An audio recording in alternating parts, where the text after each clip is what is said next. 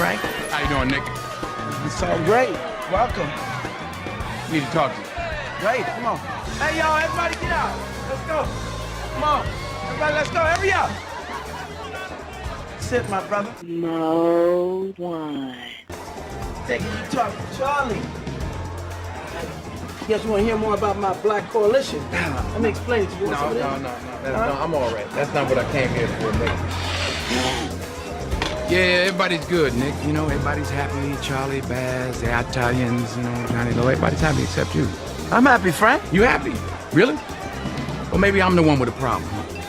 Yeah, go on, get it. I got a problem because I don't understand why you got to take something that's perfectly good and mess it up. See, brand names mean something.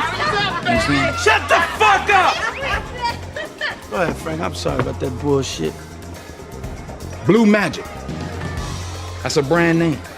Like Pepsi. That's a brand name. I stand behind it. I guarantee it. They know that, even if they don't know me any more than they know the chairman of General Mills. What the fuck are you talking about, What I'm Frank? talking about is when you chop my dope down to 1, 2, 3, 4, 5%, and then you call it Blue Magic, that is trademark infringement. You understand what I'm saying? All due respect, Frank. If I buy something, I own it. No, that ain't true. That ain't Buy true. a car and I You're want to wrong paint right it, I there. can paint the Yeah, but you motherfucker. don't have to. This is what I'm saying to you, Nick. You don't have to. It's good enough the way it is. You can make enough money off it the way it is just by calling it Blue Magic. Anything more than that is greed, son. What do you want, Frank? You want me to change the name on it? I would have to insist that you change the name. Fine by me, Frank. I'll call it Red Magic. There you Even go. though that don't sound as good. I don't give a fuck what you call it. Put a chokehold on the motherfucker and call it blue dog shit. You know what I mean? I don't care. Just don't let me catch you doing this again. Catch me? Infringement? Insist? I don't like these words as much as please. Thank you. I'm sorry to bother you, Nicky. These are better words you use. You coming to my motherfucking club without an invitation. Hear me? Oh, man.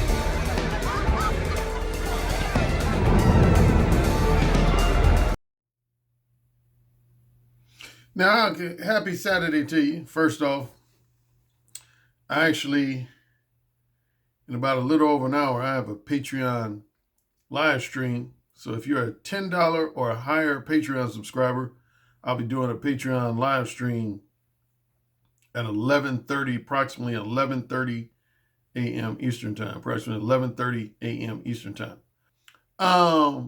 So this video on this Saturday morning is just I've been getting, of course, a lot of feedback from both videos, and even more so, a few questions from people, like clarification questions. Guys want to clarify things. And I'm going to try to cover those real quick. And again, this video has to be brief because I got a Patreon live stream that starts in roughly 75 minutes from now. Okay, first question. A few people wrote me and asked me, they said, okay, Alan, I generally understood a lot of what you said, but it wasn't clear to me. Do you have a problem with your fraternity brother, Kevin Samuels, becoming a dating coach? Is that a problem for you? Or is the problem you feel like similar to Alpha Male Strategies that Kevin has been repeating, regurgitating, and essentially verbally plagiarizing a lot of your material? I wasn't clear on which area you have problems with. The fact that he simply wants to be a dating coach or already is a dating coach, or is the problem that he not only is a dating coach, but he's been using a lot of content from your books? So that's the first question I'll clarify. I said, if you were listening carefully, I said on my video, I don't care if anybody becomes a dating coach. Here's a big if they have some type of advice that is unique to them. They have advice that is unique to them. So if you have some advice, if you announce today that you are a professional dating coach or some other title, I don't care, life coach, lifestyle coach, Like some people try to say, well, Kevin, I never heard him call himself a dating coach. He calls himself a lifestyle coach. If you're giving dating advice, you're essentially a dating coach. Let me make that clear. I don't care what title you give yourself. Like I mentioned that Tariq Nasheed, he never called himself a dating coach. He used to call himself a game advisor. And there's some other similar names. But the bottom line is, if people are paying you money for dating advice, for dating and relationships advice, that means you are a professional dating coach or relationship coach or advisor. What's the simple difference between those two? Most people should know. A dating coach or a dating advisor is somebody who gives advice that centers around attracting a new companion, whether it's a long-term companion, short-term companion, monogamous companion, non-monogamous companion. When you're giving advice that centers on attracting a new and different companion, whether it's a romantic companion or strictly sexual companion, that means you're a dating coach or a dating advisor or some other similar name. Relationship coach or relationship advisor means you've already found a companion, whether it's a wife, a fiance, a long-term girlfriend, polyamorous, sexual lover, whatever, and you're looking to maintain that relationship. You've already found your companion or spouse and you're looking to maintain the relationship. Then you fall in the category of relationship advisor, relationship coach, relationship expert. So that's the difference between dating coaching and relationship coaching. Dating coaching centers around helping men find a companion. Relationship coaching centers around helping men maintain a companion once they've found them. I am more so a dating coach. I have given guys at least a minor degree of relationship-oriented advice, but no less than 80 to 90% of my advice centers under the dating category more so than the maintaining a relationship category. But yeah, my thing is, I don't care if anybody announces that they are a dating coach. If they truly feel like they have the qualifications and credibility to do it, as long as they got something unique to offer. But as I've said, probably 200 times by now, I don't like the idea of somebody coming out and presenting themselves as some kind of dating coach and pretty much like 90% of their material is stuff that either I've already put out there, or if not myself, some other person who's already been established for years has already put out there. I don't like that. Other people might not care, but I care a lot. I don't like that shit, man. I mean, like, okay, I got to bring up his name again. You know it's coming.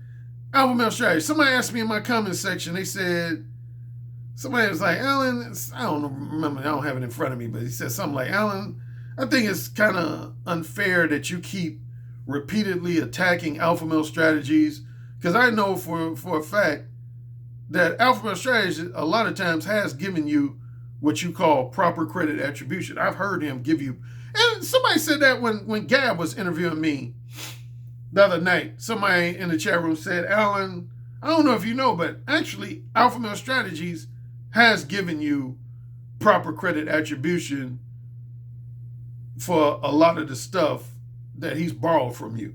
So I don't think you should, be sending out this message that he's stealing your stuff. I have mixed feelings on that. Now, I know for a fact of my 4 books, if there is one book I know for a fact that Alpha Male Strategies did give me proper credit attribution for back in 2018 was my book, The Beta Male Revolution. I remember he did a whole episode on his channel where he encouraged his listeners, followers, and supporters to purchase my book, The Beta Male Revolution. And to my credit, I actually did a response video where I thanked him for that. So I have thanked Alpha Male Strategy. So I'm not always unfair to him and criticizing him and attacking him. I did. I remember it was in early March of 2018, almost 2 years ago. Yeah, he did a video where he was basically telling his listeners, viewers, and supporters that the Beta Male Revolution was an excellent book and that they should pick it up. And then I did a response video thanking him for that. And I've heard from people who follow both him and me that he's also at times giving me proper credit attribution for material he borrowed from my book, The Possibility of Sex. So I have had some guys say that Alan, he doesn't do it consistently, but there has been at least times occasionally where he will say, y'all need to check out Alan Roger Currie's book, The Possibility of Sex. He got a lot of good shit in there. So I have heard that from people.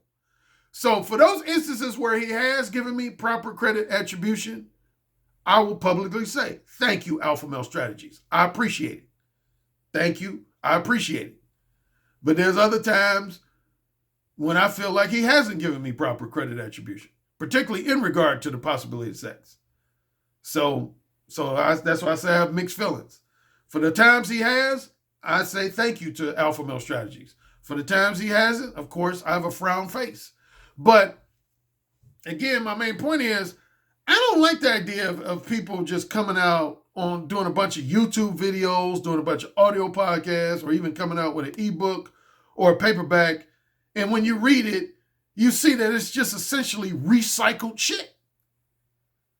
That don't make sense to me. Honestly, it don't. It don't make sense to me.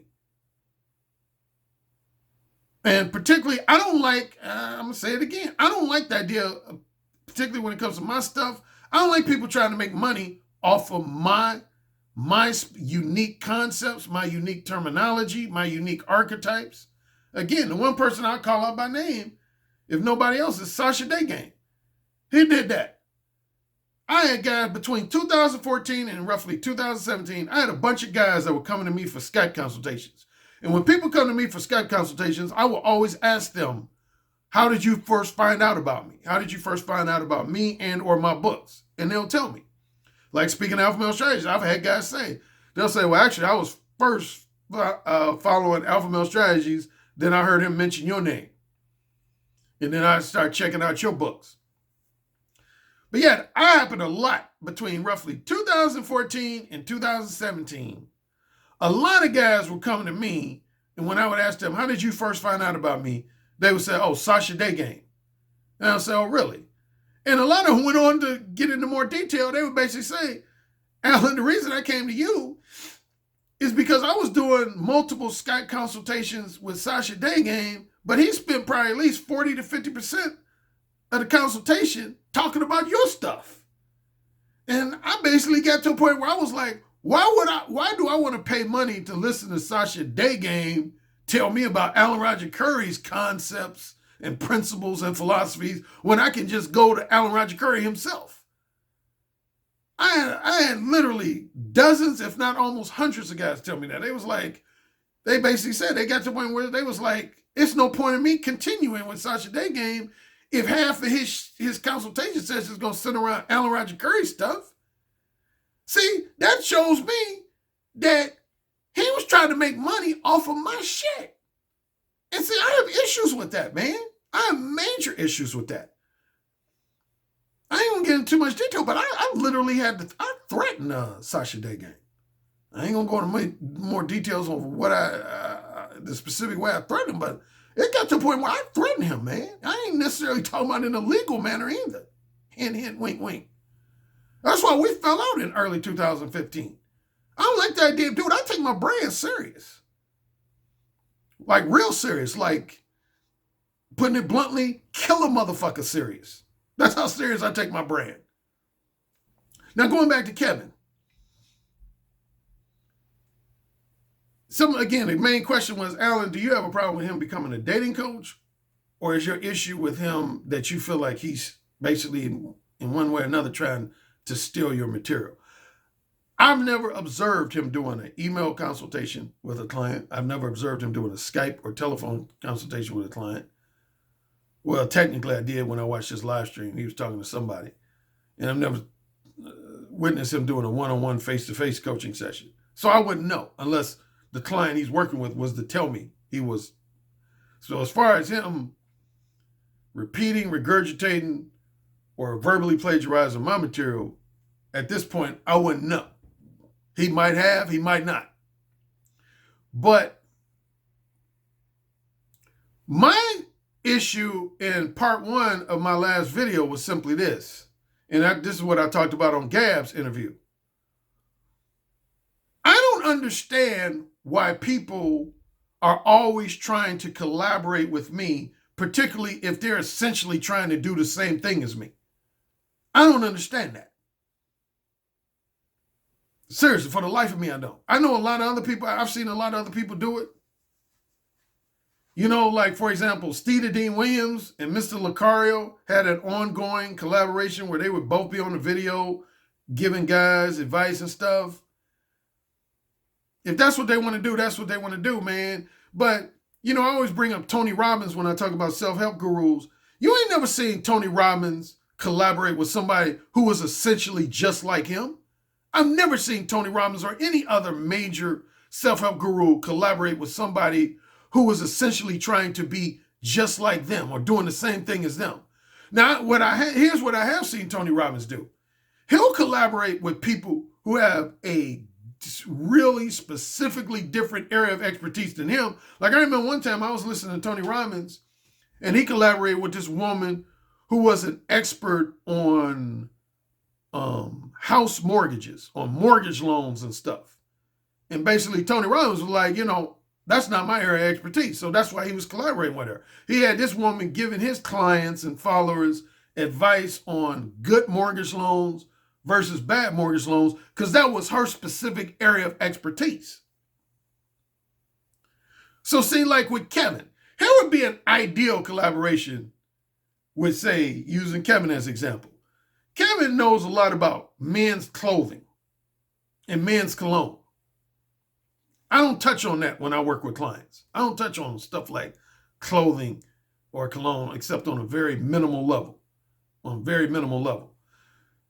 So if me and Kevin had a collaboration where he was sending clients to me for help on interpersonal communication skills, and then I was sending clients to him for help on better clothing, see, that would be an ideal collaboration. That would be an ideal collaboration. I wouldn't have a problem with that type of collaboration. If he was sending clients to me for improving their verbal communication skills, and more specifically their verbal seduction and erotic dirty talk skills, and I was sending clients to him on how to wear a better suit, how to dress better, pick out better shoes and that type of thing, pick out better colognes, I wouldn't have a problem with that collaboration. But I heard Kevin on his live stream giving advice on interpersonal communication. I ain't trying to collaborate with anybody else who is concentrating on an area of verbal communication and interpersonal communication skills. I ain't trying to collaborate with nobody else who covers that same, because that's my number one area of expertise. Why would I want to collaborate with somebody else? Surely you guys, if you're rational, logical thinkers, you got to understand that. That don't make sense. Real talk, that don't make sense. And that's what I talked about in more detail in my interview with Gab. People who sell pretty much the exact same products, the exact same services, there's no need for them to be collaborating with each other. Again, as I use the example of Gab show, you ain't gonna see McDonald's collaborating with Burger King. You ain't gonna see Kentucky Fried Chicken collaborating with Popeye's Chicken. You ain't gonna see Pizza Hut collaborating with Domino's Pizza. You ain't gonna see that. You ain't gonna see Porsche collaborating with Mercedes-Benz. I mean, for what? For what? If you got two self-help gurus and they have pretty much the same area of emphasis and same area of expertise, what's the point of them collaborating? The only time it makes sense for two self-help gurus to collaborate is if they have different areas of expertise. Like, again, one guy emphasis and area of expertise is verbal communication. Another guy emphasis is health and fitness. One guy's emphasis is clothing and another guy's emphasis is which restaurants to eat at, choosing a good restaurant to go out on a date, and so on and so on. When you have two self-help gurus and they have different areas of expertise, then that's one thing. But if they got pretty much the same area of expertise, it makes no sense. It makes no sense. So anyway, all that to say, I said this video wasn't going to be long, so I'm going to try to wrap it up in the next 5 minutes. But my thing is this. My issue with Kevin is simply this.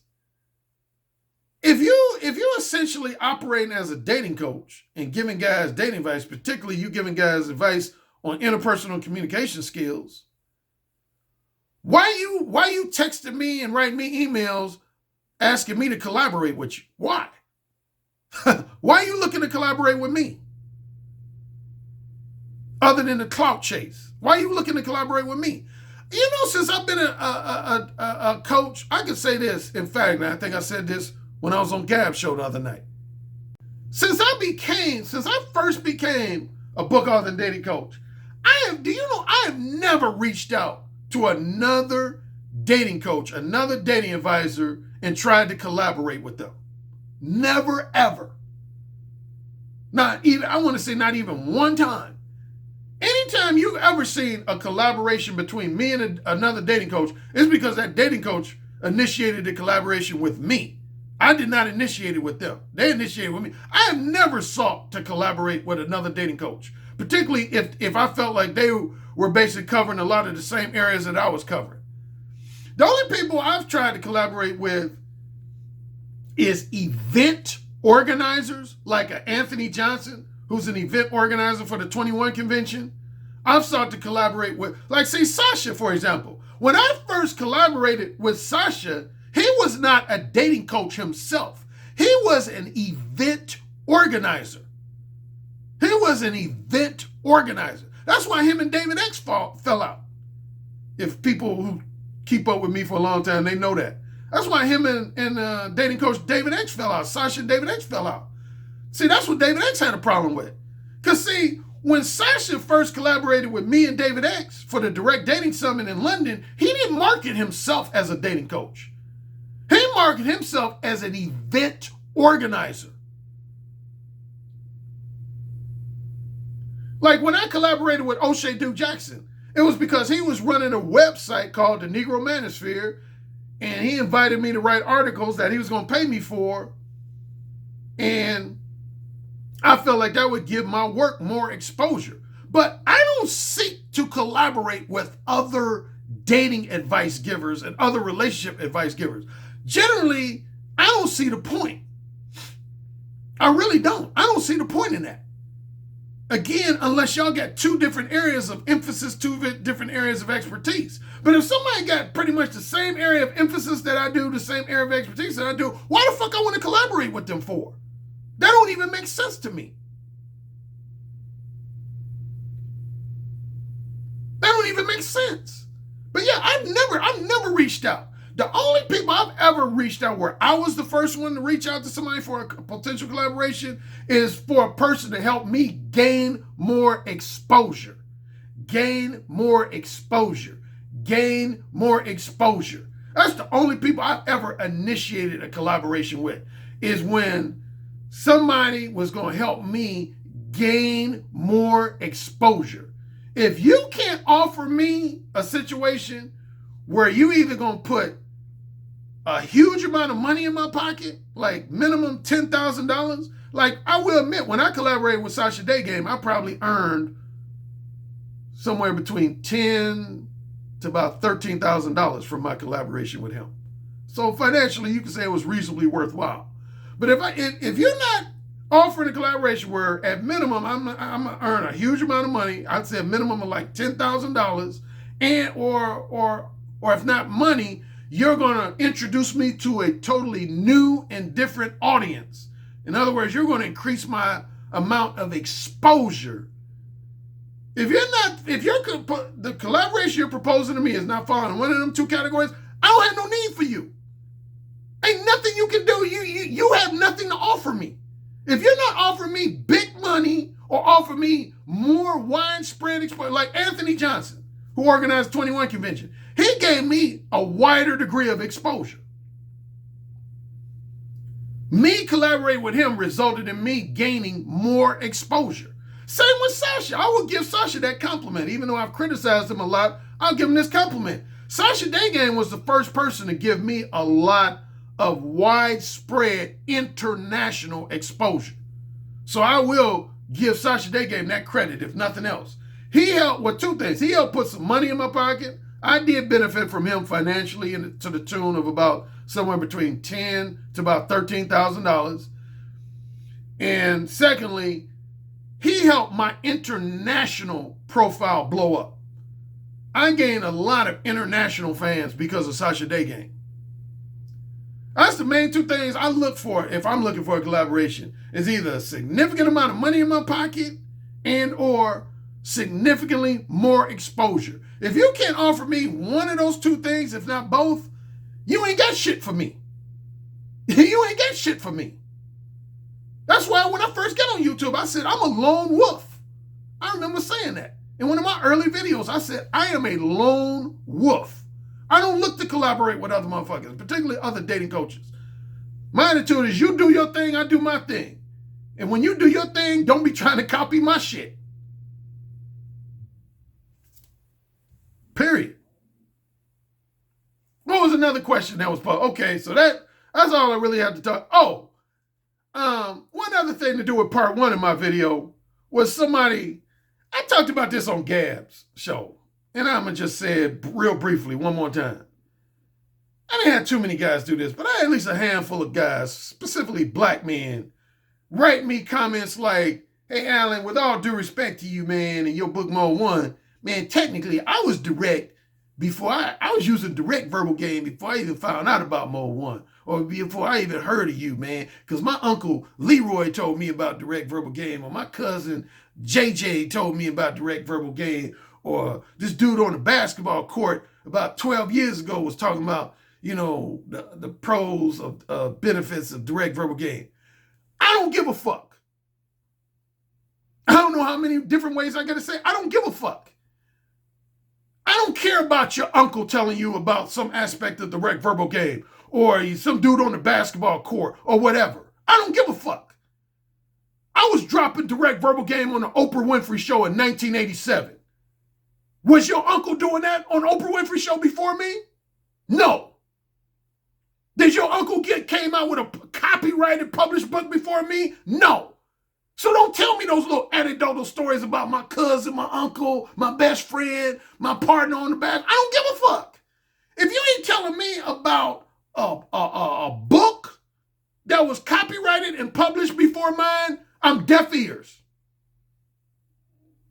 When it comes to the subject of direct verbal game advice. That's why, speaking of Sasha, that's why Sasha gave me the nickname, the Godfather of direct verbal game advice. The Godfather of direct. There wasn't nobody who had a book out before mine that had the same emphasis on direct verbal game that mine did. The closest person to me who started giving a lot of direct verbal game advice probably around the same time I did would be David X.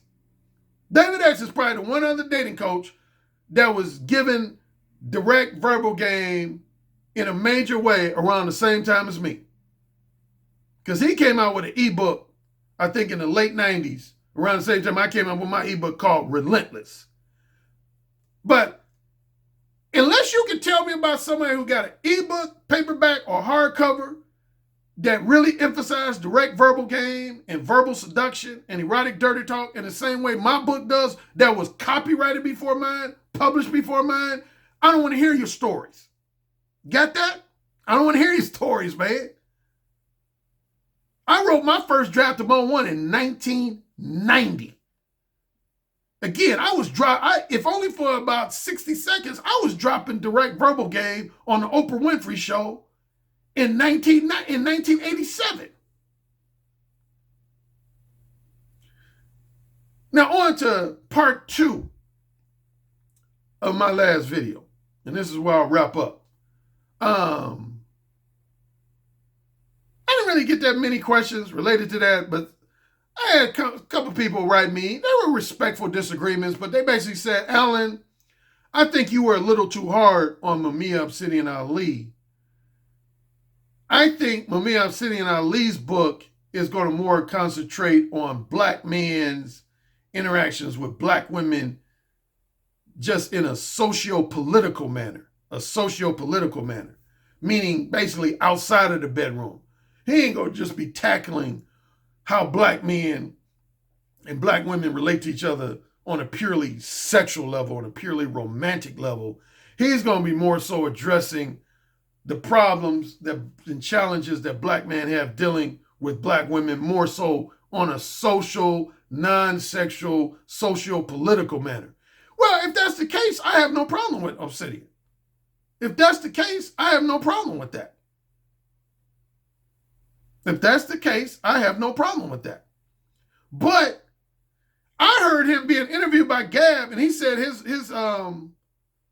he basically said his book was going to be divided, I think, into at least as many as 4 parts and at minimum 2 parts. And he said in one of the parts, he's going to be specifically giving dating and relationships advice. Specifically giving dating and relationships advice. So the part of his book where he's going to be talking about black men interacting with black women in a social manner, non-sexual manner, socio-political manner, I don't have no issue with those sections of his book.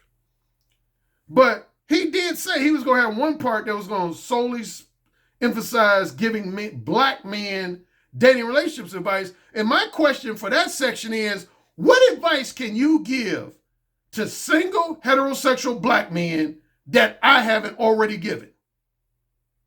That's my simple question. What advice can you, dating and relationships advice, not socio-political advice or sociological oriented advice, but I'm talking about dating related, what advice can you give to black men that I haven't already given them? That's what I want to know. That's what I want to know. Because he tried to say that his dating relationship advice would be more tailor-made to the needs and challenges of black men than my advice. I want to know how. Break it down in specifics. How? How? I dare somebody to say that my advice is not applicable, relevant, and beneficial to single heterosexual black men. I triple dare you to. I triple dare you to.